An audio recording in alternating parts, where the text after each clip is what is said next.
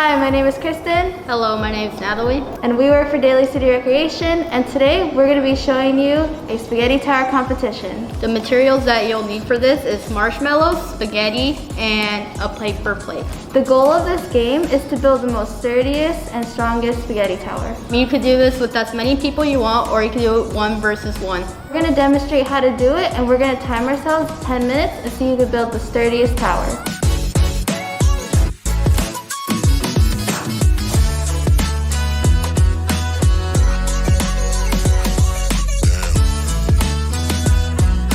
So now that we have finished building, we're going to shake the table to see who has done the sturdiest. If one has collapsed, then the other person has won. Let's go shake the table. You ready? Earthquake!